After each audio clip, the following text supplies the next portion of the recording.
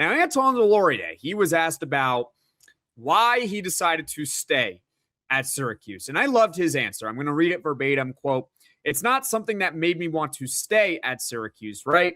It's everything that didn't make me want to leave." End quote. He also talked about his relationships that he's built there and how he's excited and worked with a new defensive coordinator, Vince Terrace. But we talked about this earlier, Neil. I really like that answer, how it was really about, not wanting to stay at Syracuse. He's already at Syracuse. It was everything that kept him from leaving. So, I was worried about Antoine DesLauriers because he was a pretty good true freshman. ESPN thought so, certainly. I'm excited to see what he has in year 2. Seems like he's really, really looking forward to this season. He could have a big year.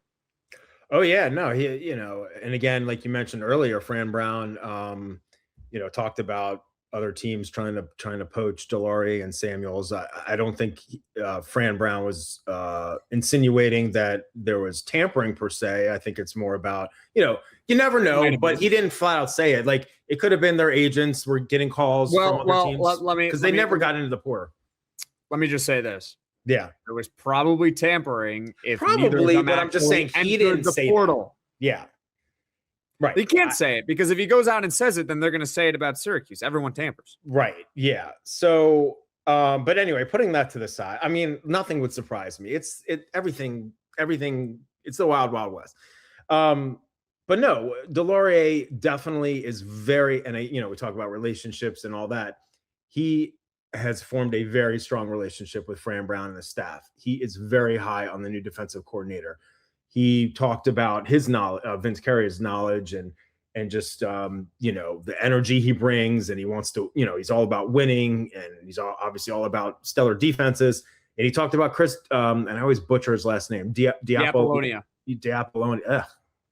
who came over, another linebacker who came over from Toledo, and he talks about him and his knowledge and everything. And can I tell you, Jackson, like, I know I'm probably saying this and people are going to be like, gosh, Neil is such a moron.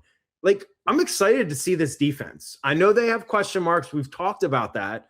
But between some of the linebackers, obviously the 2 corners, hopefully the line and, the edge rushers I'm just excited to see what they can do under this defensive coordinator. I'm not saying they're going to be a top 10 defense, but no disrespect to Elijah Robinson. But I personally think Elijah Robinson is an excellent recruiter, but in terms of being a defensive coordinator, let me just say I want to see what Vince can do. I'll leave it at that.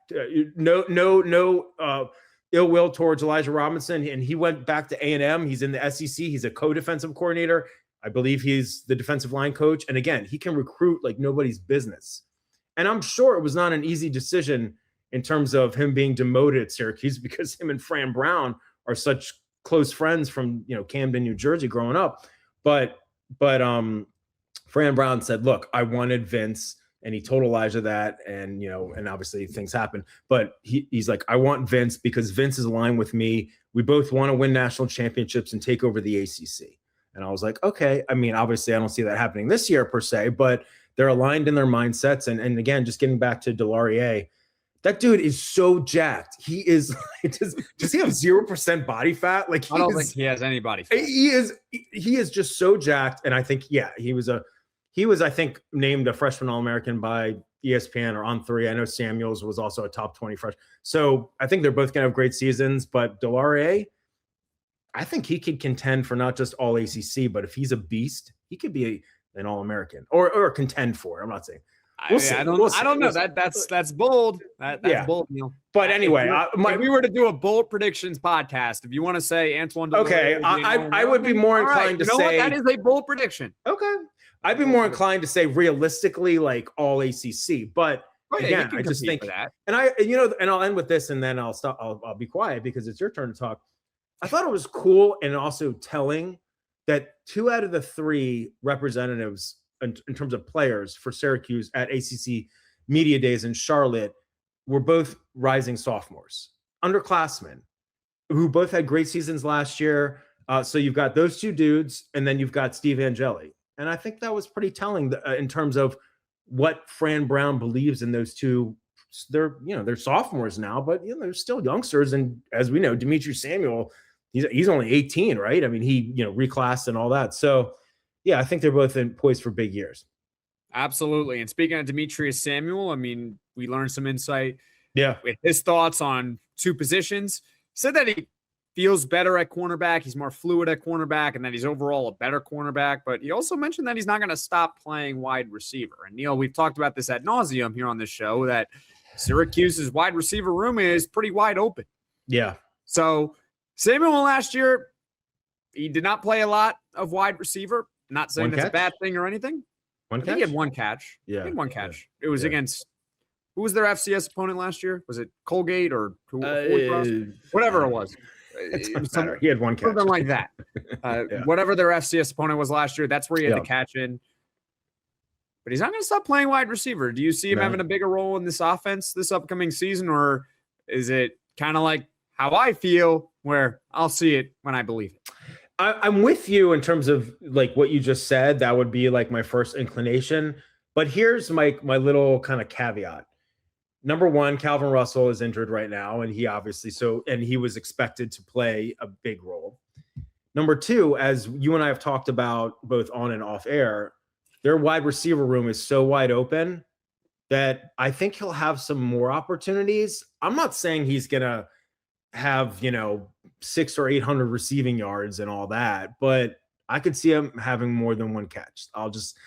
But it's tough. I mean, playing two-way, if you're, getting significant snaps on both sides, that can weigh on you. Now, he's obviously a young man and he's ultra athletic and in much better shape than I am. So, but I can see him having a bigger role at wide receiver, but I don't necessarily think he's going to be like number one or number two in terms of like production.